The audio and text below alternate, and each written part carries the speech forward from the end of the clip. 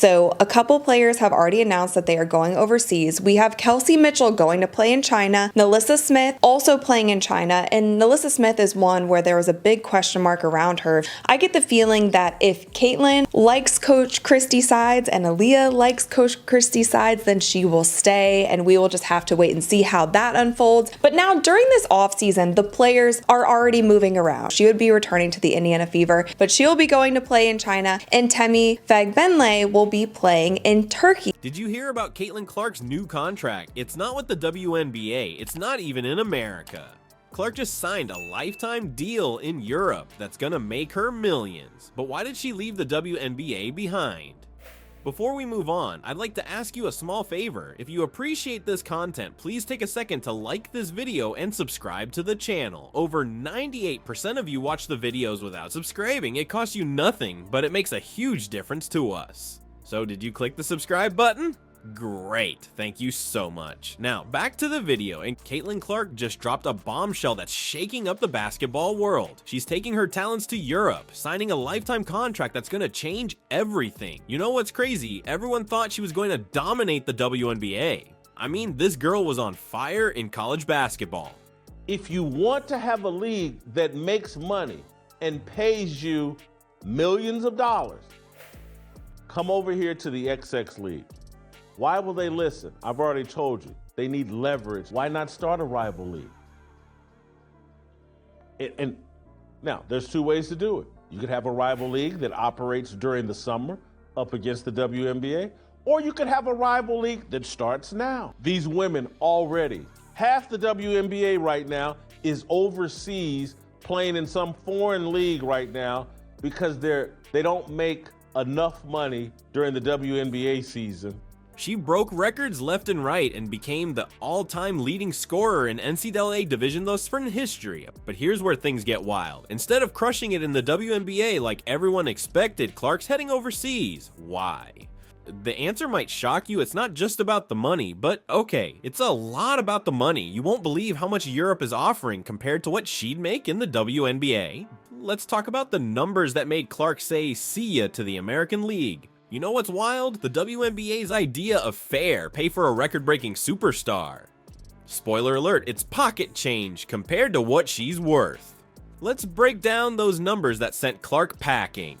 So here's the deal. The WNBA was ready to offer Caitlin Clark a rookie salary of just $76,035. Yeah, you heard that right. The all-time leading scorer in NCAA Division I history, the player who's been breaking records left and right, was about to get paid less than some entry-level office jobs. Now you might be thinking, okay, but maybe that's just how it works for rookies in the WNBA. Well, here's where things get crazy. Clark isn't just any rookie. This girl has been driving massive increases in viewership and merchandise sales. We're talking about a 46% bump in TV ratings when she plays. That's huge. But the WNBA, they stuck to their guns with this whole fairness approach. Miller Cardosa, I can't remember what country she was flying off to go play. Maybe it was China, I can't remember.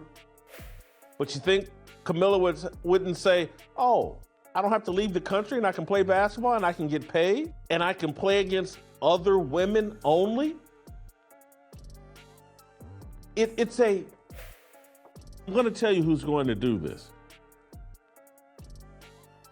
Saudi Arabia. Play in the XX League, where Caitlin Clark and that league will draw a better audience, more people in the seats than the WNBA, and I don't have to be a tool for politics. They wanted to keep things balanced among all the players. Sounds nice in theory, right?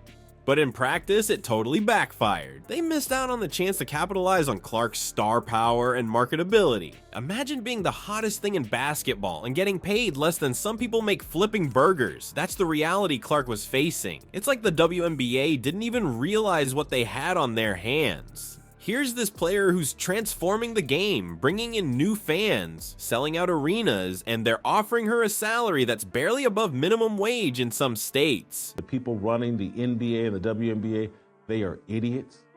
They don't know how to maximize this Caitlin Clark gift. They don't know how to take advantage of this moment. Hey, we can do it. Or some foreign country is going to, they can see what I can see. Man, there's a lot of momentum behind Caitlin Clark. and women's basketball, Adam Silver, Kathy Engelbert. Hey, you know what? America and Americans, they're so stupid.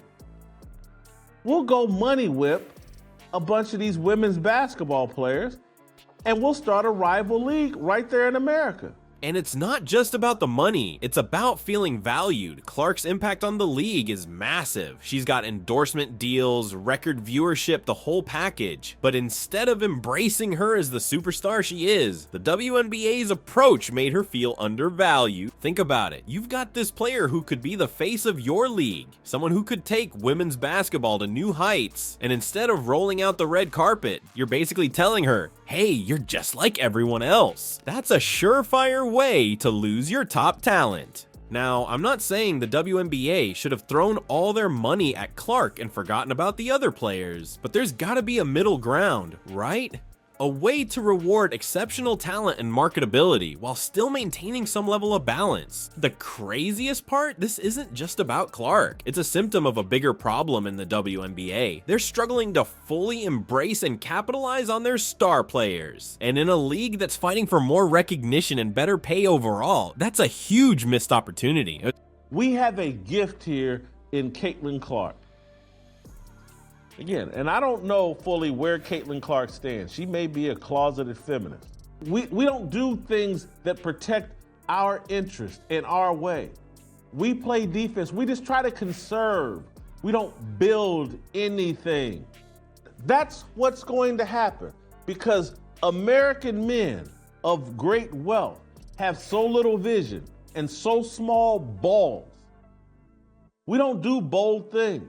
So when Europe came knocking with a lifetime contract worth millions, can you really blame Clark for jumping ship? The WNBA's $76K mistake opened the door for a competitor to swoop in and snatch up one of the most exciting players in basketball history. So Clark's heading to Europe.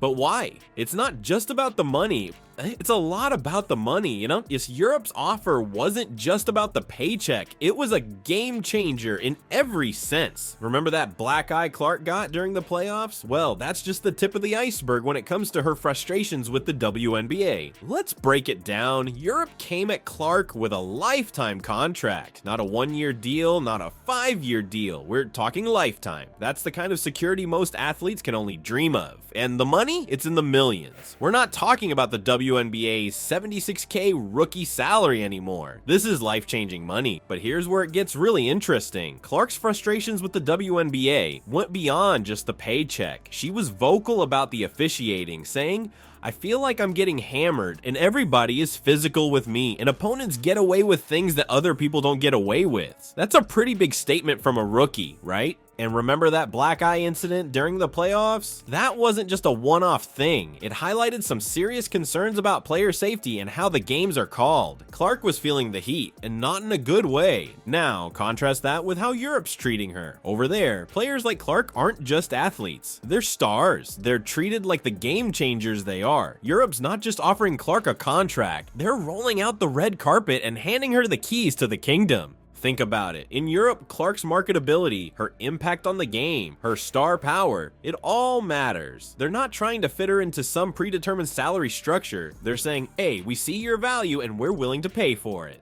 This move isn't just about Clark, though. It's shaking up the whole system. It's showing other top talents that there are options out there. If the WNBA doesn't step up its game, it might start losing more of its stars to overseas leagues. You know what's crazy? This could be the wake-up call the WNBA needs. They've been playing it safe with this balanced approach to salaries, but it's backfiring. They're losing out on the chance to really capitalize on their star players. Just imagine if the NBA treated LeBron James the same as a bench player.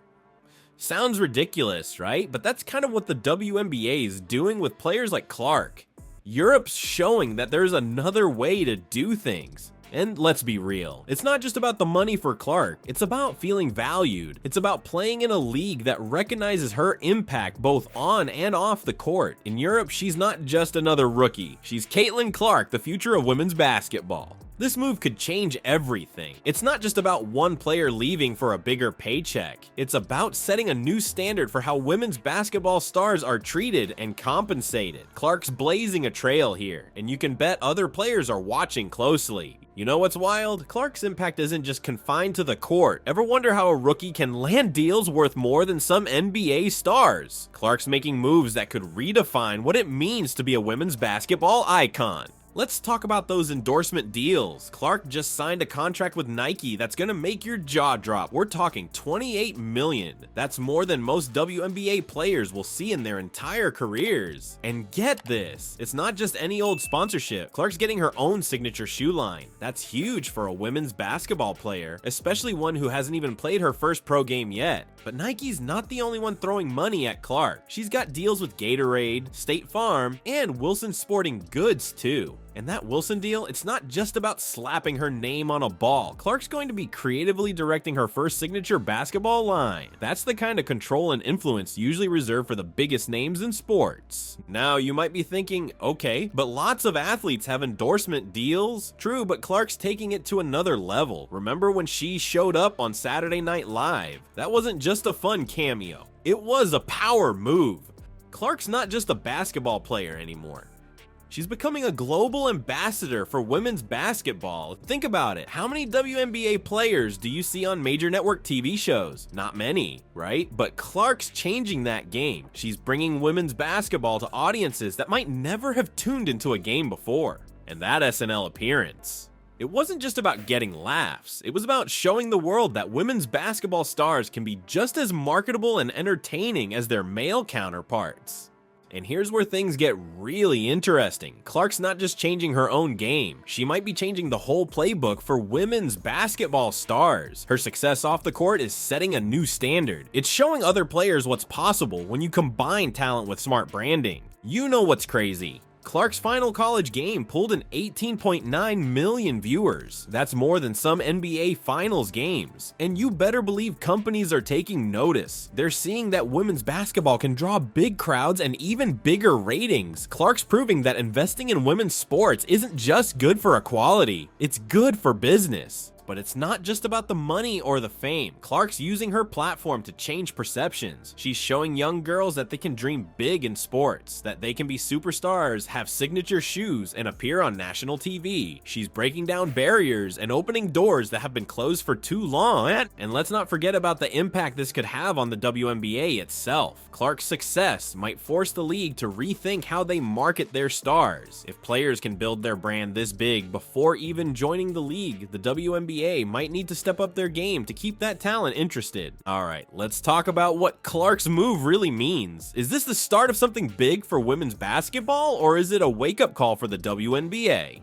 Clark's decision to sign that lifetime contract in Europe isn't just about one player. It's shaking up the whole game. We're seeing a top talent choose big money overseas instead of playing in the WNBA. That's huge. You know what's crazy? This could change how other stars think about their careers. Maybe more players will start looking at Europe as a serious option. The WNBA might need to step up its game if it wants to keep its best players. So, what do you think needs to change in women's basketball? Is it all about the money, or is there more to it? Drop your thoughts in the comments below. Let's hear what you've got to say.